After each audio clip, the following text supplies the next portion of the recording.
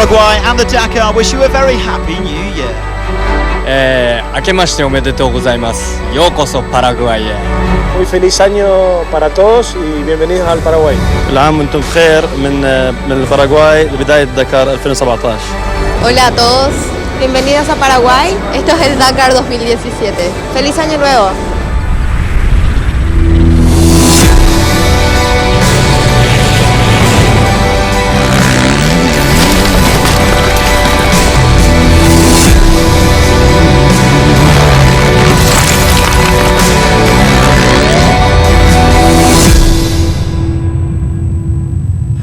Welcome to the Dakar 2017. Paraguay is buzzing and the title holders are back. In the cars, all eyes will be on Mr. Dakar, Stefan Petterhansel and his Peugeot squad. While in the bikes, Aussie Toby Price will be looking to defend his crown and make it 16 straight wins for KTM.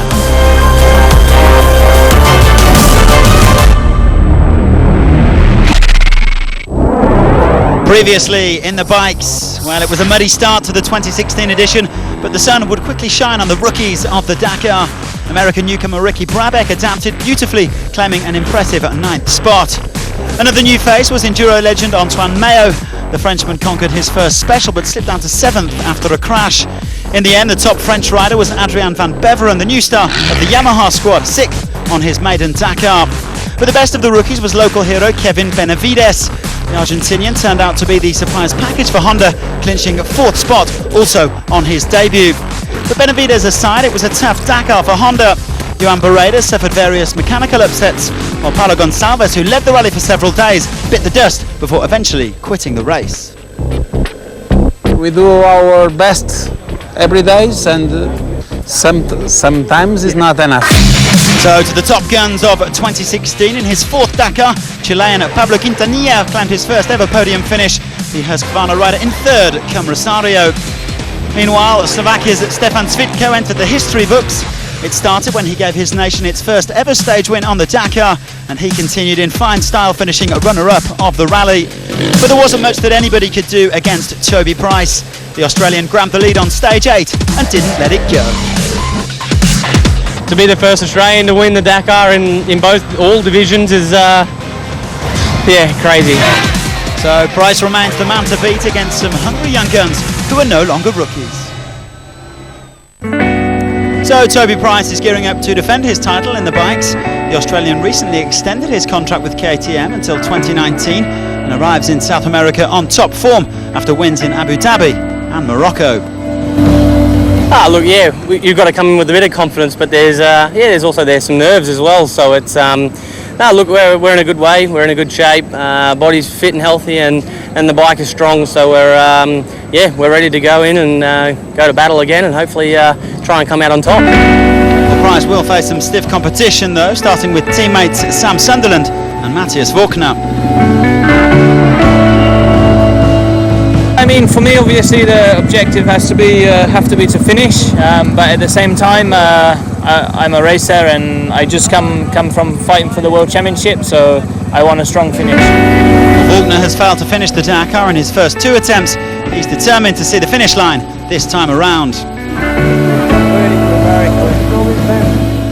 In the absence of Kevin Benavides, Honda will be relying on the experience of Joan Barreda and Paulo Gonçalves.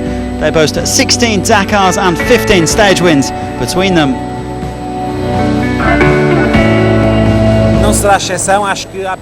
Well, I would say that there are 7 or 8 riders in contention for the overall race victory.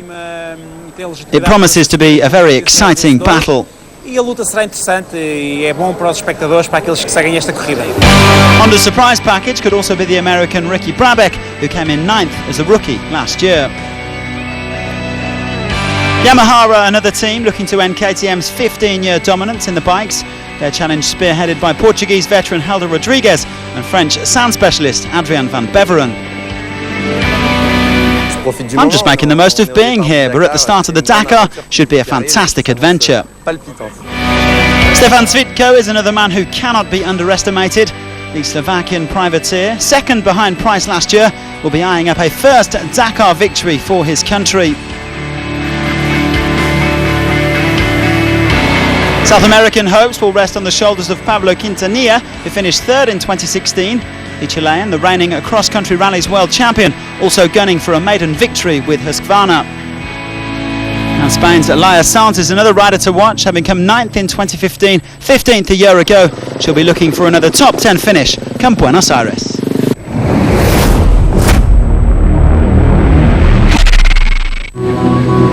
If you're travelling around Paraguay, then one thing that you can't miss is the remarkable architecture of the country's many monasteries. Just another feature of Paraguay's rich cultural heritage.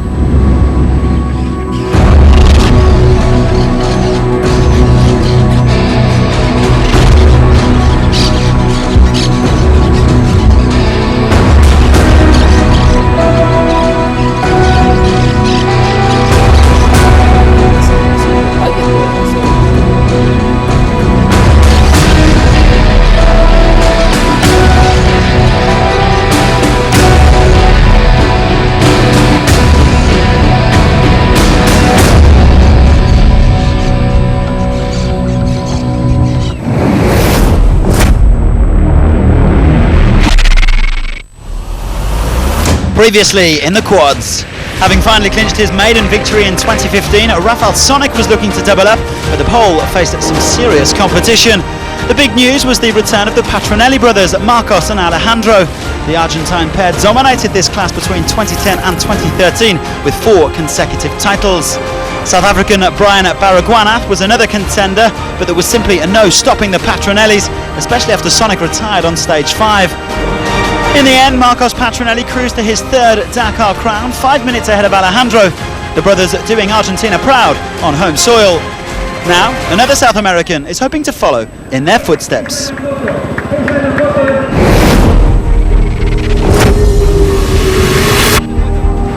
He's the hero of an entire nation. It really motivates me. To start from my country is something I never could have imagined, and now it's reality. I feel absolutely no pressure. On the opposite, it gives me motivation to go forward. In such a mental sport, I want to fight for my people at home. It really motivates me.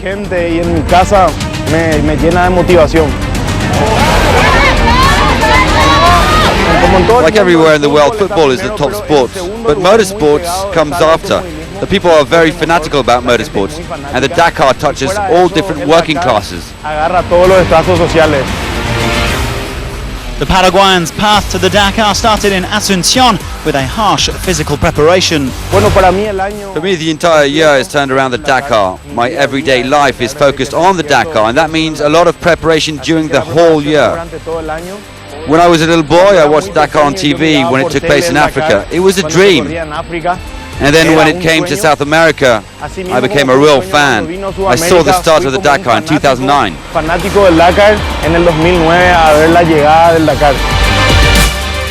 Fourth in 2015 and 7th last year, Nelson Sanabria will be one to watch in this edition. Now I'm a competitor and I'll be doing my 4th Dakar.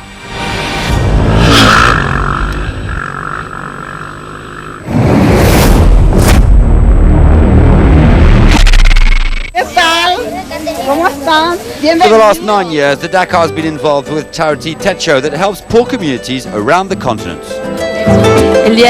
Today, we're so delighted to welcome competitors of the Dakar. It's really important for us. It's an opportunity to welcome them in our Luque community and share great moments with them. It gives so much joy. The kids are so happy to see them. We really wish to thank you for dedicating some of your time and for coming to share with this community.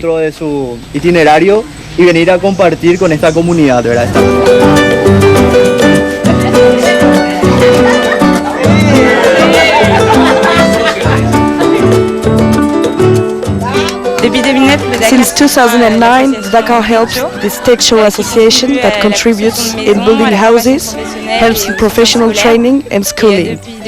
Since 2009, we managed to work on 400 projects with Stage Show. Today we came to Coupbreak, destined to be sold for the construction of a bakery. Dans le but de construire une boulangerie coopérative. It's been a great experience. It's just always good to see what's happening in the community where you're racing, and you know, giving back. They allow us to race on their land, and they welcome us to their country. So it's always good to give back. And yeah, I had a great day. Good experience. We have a similar one. It was with the dry fruit in it. Very good. We realize how people live in the world still, you know, and make us bless the life we have. And so it was really nice to be here and see people like them were really nice to us, and it was really cool. There you have my house. I now have to get rid of my husband, and I'll take this one. I believe it's a symbol, a dream for Paraguay, and of course for Techo to be able to share a day like this one with the members of the community. There's a real sense of happiness, as you can see. It also shows that there's so much potential in these communities, and they really showed that today.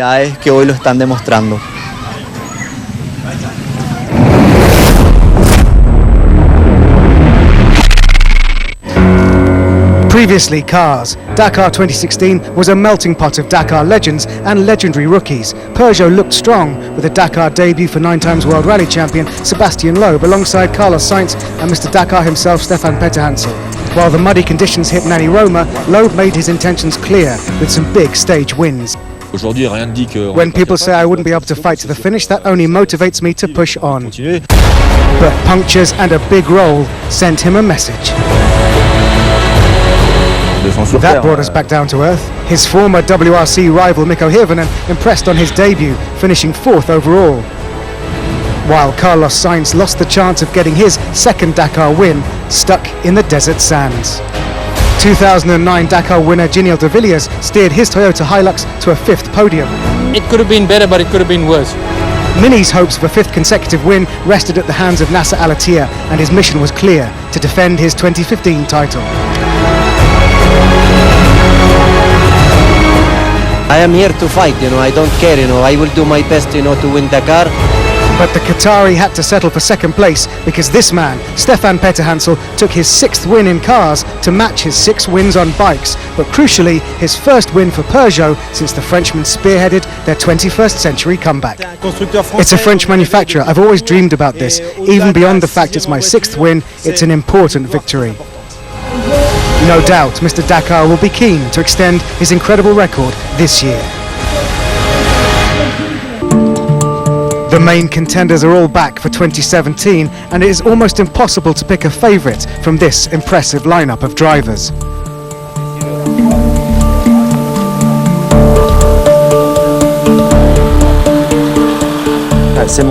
It's my 28th Dakar, but it's been 25 years since my first victory, and every year I set off to try and win. That's for sure. There are good years and bad years, but the goal is always to win. The 4 Peugeot drivers are all capable of winning, and then there's Nasser Al-Attiyah, Nani Roma, Giniel de Villiers, all former winners.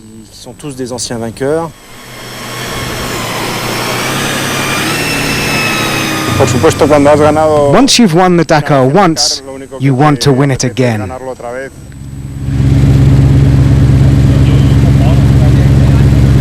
I'd really like to win the race again, and that's why we're pushing so hard. We won the first edition in 2009, and we've had quite a few podiums with the Hilux. It's been tremendously reliable, and we just still need that one missing position on the podium, and that's the first place. So hopefully we can challenge for that this year. De Villiers' new teammate to try and get that elusive victory for Toyota is 2-time Dakar winner Nasser Al-Attiyah. This time we drive Toyota. Really, I enjoy a lot with the Toyota. It's a great car, and we try to win Dakar for first time. Flying the flag for Mini again is Flying Finn Mikko Hirvonen. Even though it's a competition, for me personally it's more adventure, and that's the side I really love about it. Everybody have same chances to win the race, so why not? It could be us.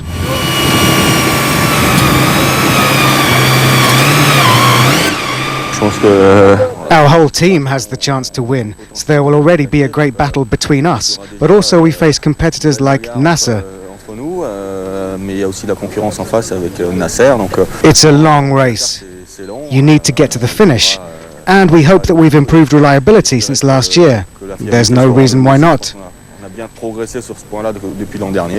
It's a long race.